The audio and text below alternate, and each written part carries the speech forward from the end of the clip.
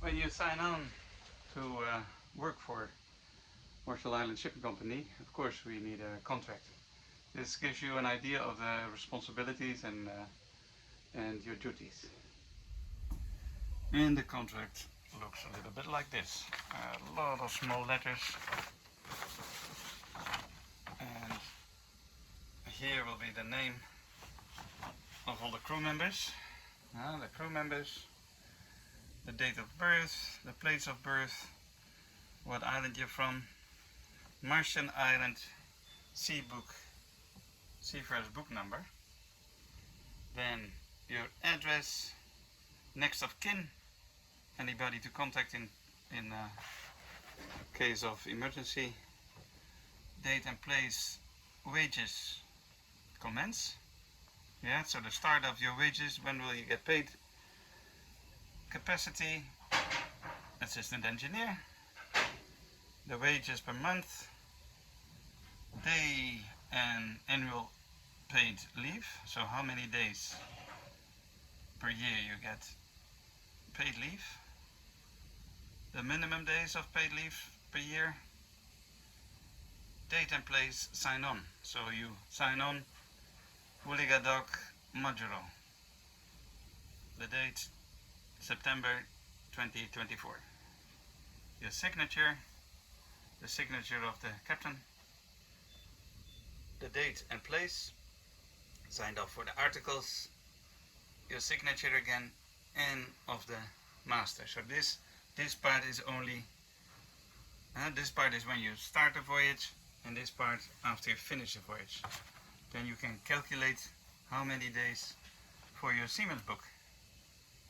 Right, we go back to page number 1. Name of the vessel, Juranai, official number, Victor 7 Alpha 6557. That's the port of registry, Majuro, Marshall Islands. Gross tonnage 455, propulsion power, etc., etc. It is agreed between the master and the seafarer of the sailing vessel Juranai, owned and operated by MISC, etc., etc., etc. Now, here it states, seafarers shall conduct themselves in an orderly, faithful, and honest and sober manner. No drinking on board.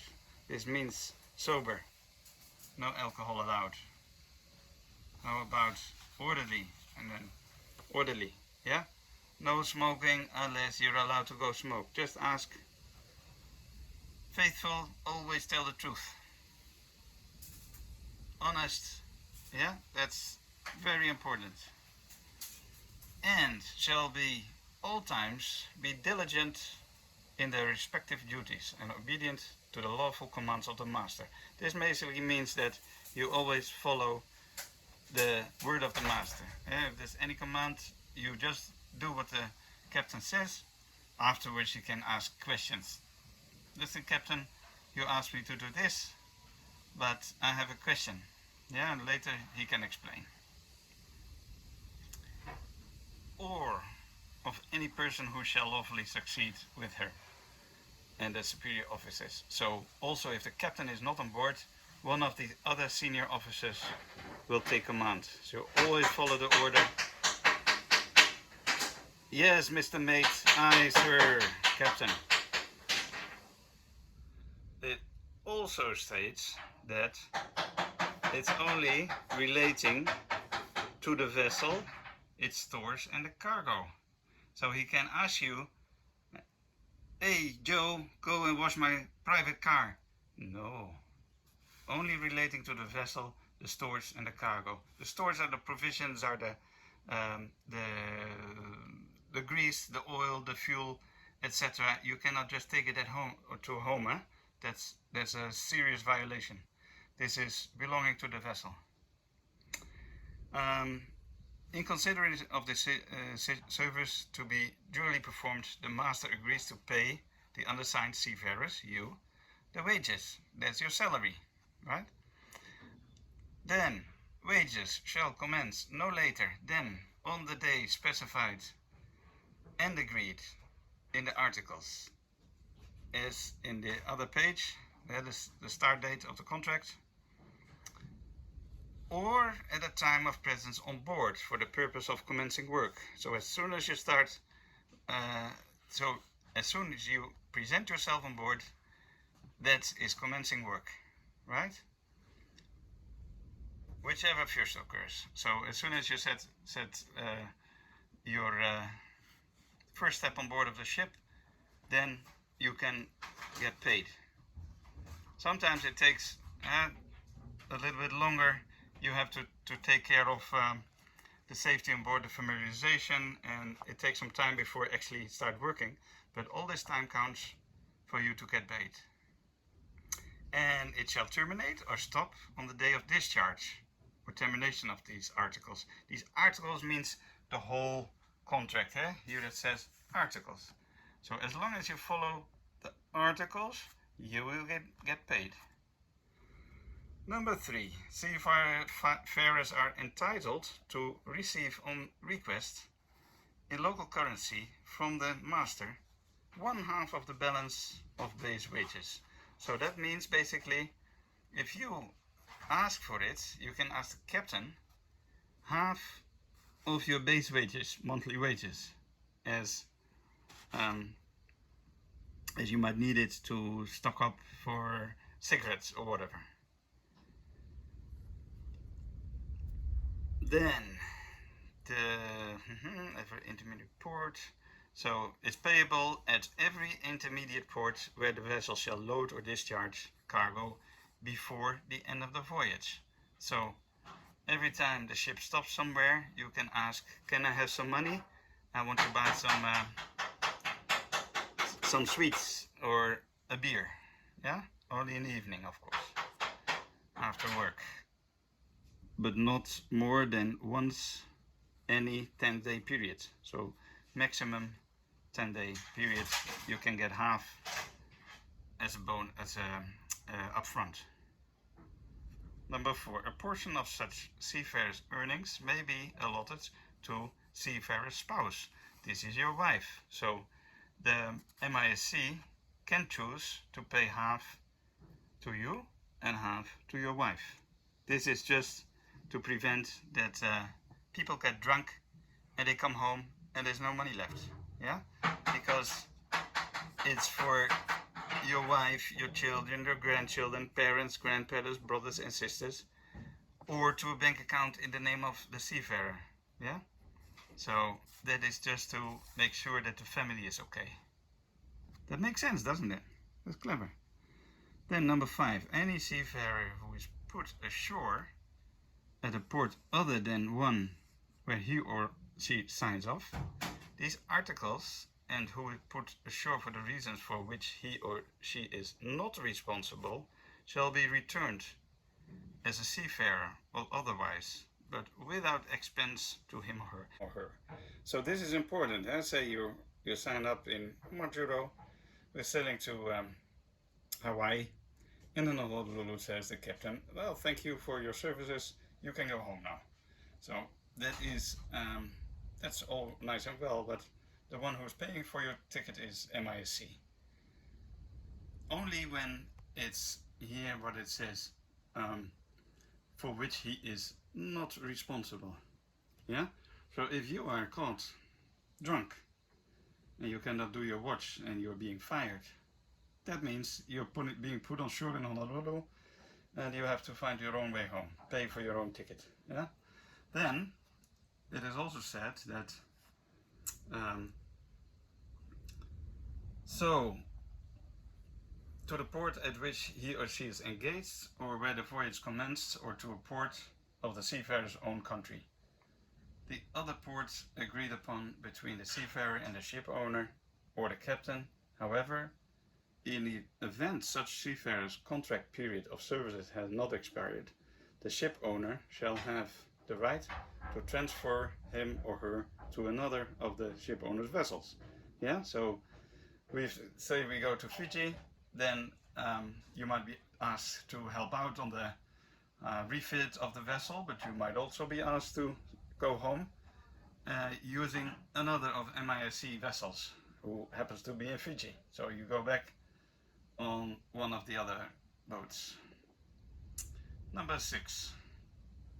Any seafarer shall be entitled to repatriation at no expense, so no cost to him or her, to the port at which he or she was engaged or to such other port as may be agreed upon.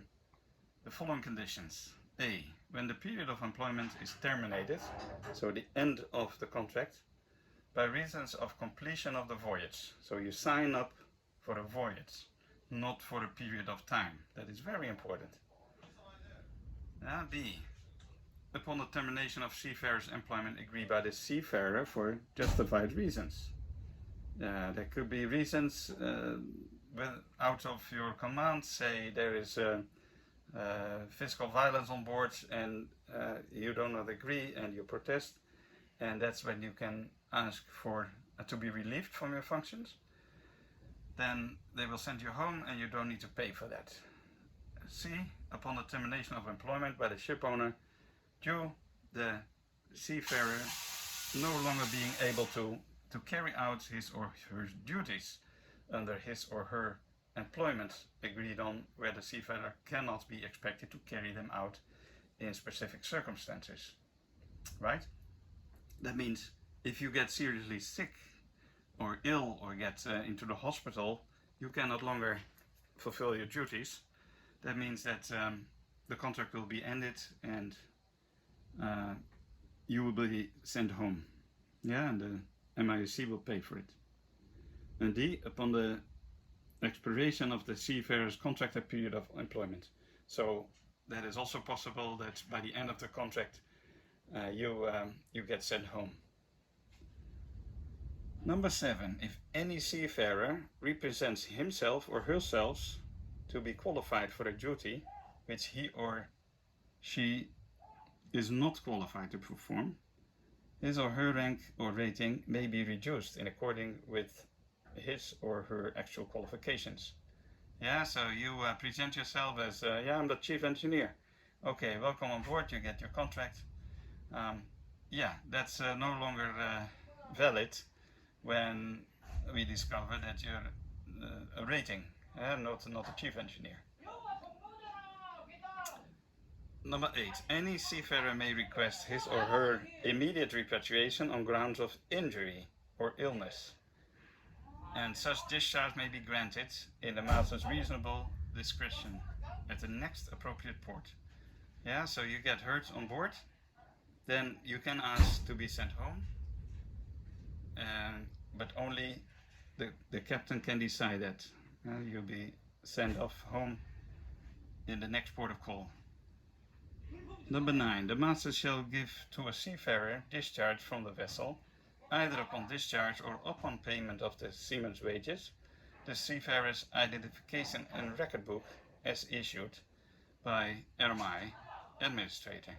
That means for whatever reason you're being discharged, the captain will hand you back your seaman's book. Right? And in that seaman's book, we specify an entry specifying the period of his or her service and the time and place of his or her discharge. Such entry shall not contain any statements as to the quality of work. Yeah, so in future it might be held against you. Say you have a bad relationship with the captain, he may decide not to sign off your seaman's book. Well, that is not allowed. You have a contract. It says the master must sign the contract, and he can not put in your seaman's book any reasons why you were discharged. Only the stating you start your job, you finish your job, and this is the amount of days served. Number 10. Signature of these articles by any seafarer at the time of discharge from the vessel shall not amount to release of the ship owner and or the vessel from any claim for wages or any other claim of the seafarer which is outstanding at discharge, but shall amount only shall amount only to the acknowledgement of discharge. Receipt of wages and discharge shall not be treated as full and final settlement of all outstanding wages. So that basically means you sign the contract and you will abide by the rules. Number 11. Every master in service aboard a vessel registered on the Maritime Act, etc., etc., shall ensure the watchkeeping arrangements are adequate for maintaining a safe, continuous watch or watches. So here are your, we talked about your duties and responsibilities. Here are your rights. You have the right to work in a safe environment. So watchkeeping arrangements, safe, continuous watch or watches, taken into account the prevailing circumstances and conditions, and that under the master's general directions, all watchkeeping personnel shall observe the principles and guidance set out in the International Convention, you see that? ICSTCW, the International STCW. Furthermore, every master in service aboard a vessel registered under Maritime Act shall ensure the seafarer working arrangements are adequate for the safe and efficient operation of the vessel, and with due regards to security, taking into account the prevailing circumstances and conditions, which means sometimes we run into heavy weather. Well, we cannot help it, but that's how it is. And sometimes that heavy weather means that we are not working in the most safe conditions, but you cannot refuse to work because you have a signed contract that say yes, the captain will guarantee safe working circumstances, but under prevailing circumstances, bad weather excluded. All seafarers shall be provided a minimum of 10 hours of rest. Yeah, this is the MLC, the Maritime Labor Convention, that states minimum 10 hours of rest. I've had friends from Kiribati who signed up on a Chinese fishing vessel and only got 3 hours of sleep every day. That is not allowed by International Maritime Labor Convention rules. Then the next one. The hours of rest may be divided into no more than 2 periods, one of which shall be at least 6 hours in length, and the interval between periods of rest shall not exceed 14 hours. So the captain might decide, okay, you're gonna have 6 hours of sleep now, then 14 hours later you can have another 4 hours of rest. So in total 10 hours of rest, 6 hours, then 4 hours.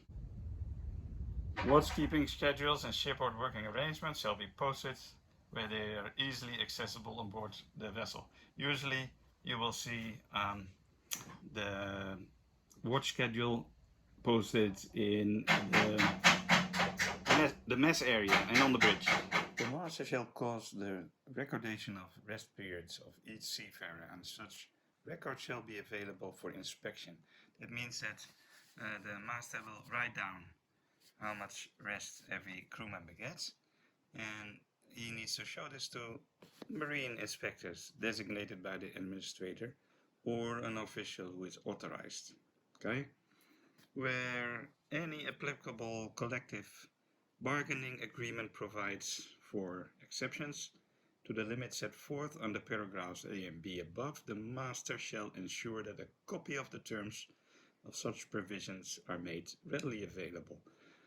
Big blah blah blah for nothing saying, but if there's actually other agreements besides this contract, then the captain shall provide a copy.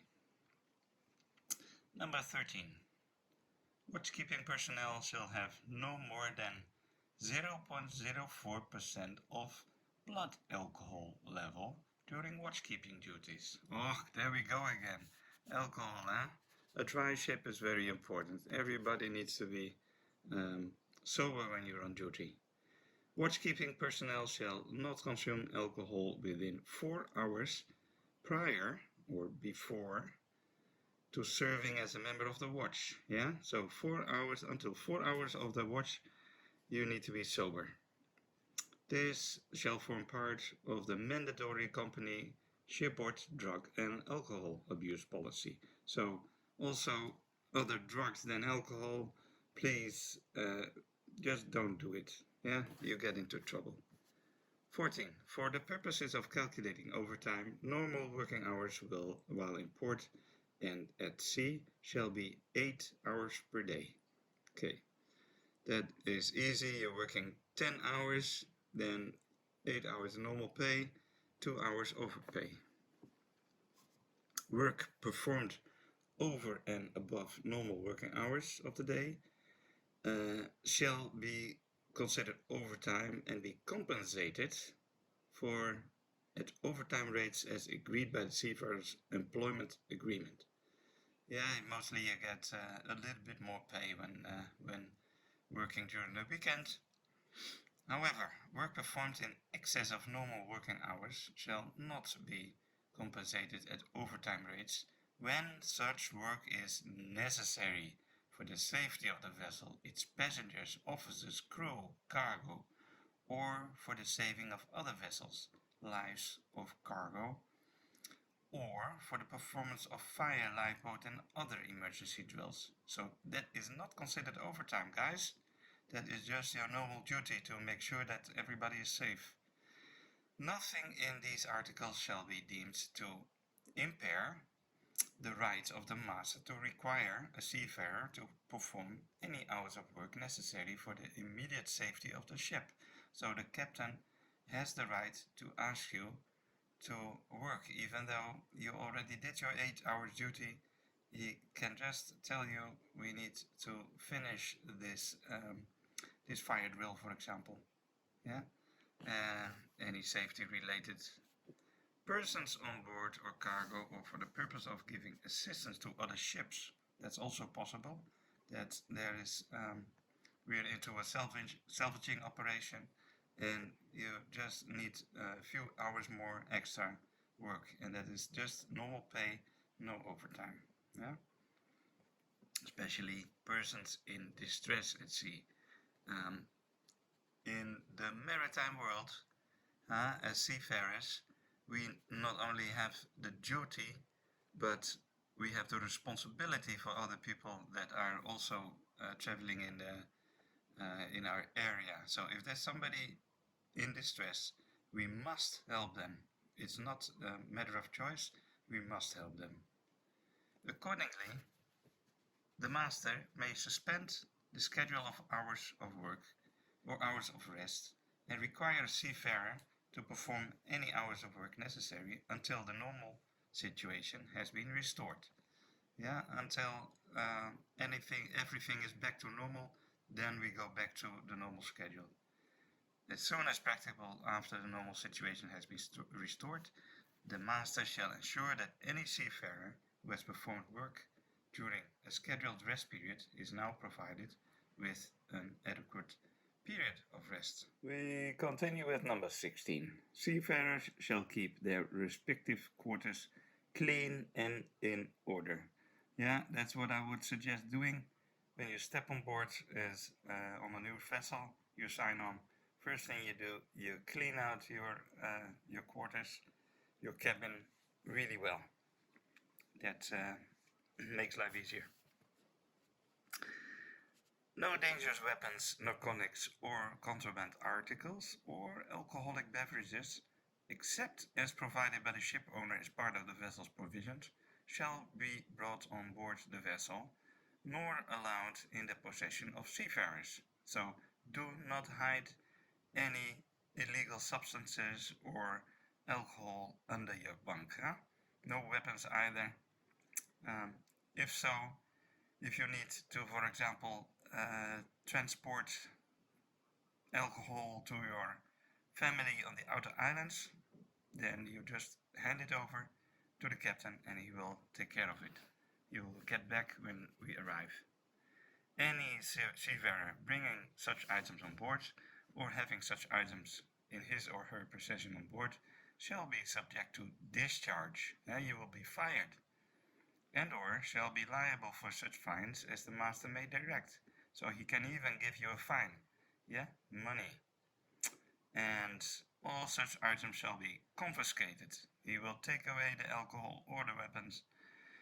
The amount of any fine levied against the vessel by the proper authority of the port wherein the vessel is then located for possession of narcotics and contraband cargo shall be reimbursed to the ship owner out of the whole of any part of the wages of the seafarer. So if the ship gets caught with illegal substances on board, the ship is responsible. And that means that in this article it says that any fine that we get from the government or from the police, we will make sure that the seafarer will be held accountable, and the seafarer is gonna pay that fine, out of your wages. Just don't do it. Don't get into trouble. There's got 18. No seafarer shall go ashore in any foreign port except by permission of the master. Don't just disappear. Always ask permission. However, the master shall not refuse the reasonable request of any seafarer for shore leave in order to visit a qualified medical doctor or dentist, where applicable, or to present a complaint against the vessel or master to officials of the MI or any other proper authority. So, in the cases of you want to see the doctor or the dentist, the captain must allow you to go on shore. And also, if you want to present a complaint, for example, go to the police because something happened on board, then the captain must allow you to go on shore. These are your rights. 19. The ship owner and master may issue such rules and regulations as may be necessary for the safe and proper operation of the vessel, providing nothing contained therein shall be contrary to the law of the RMI.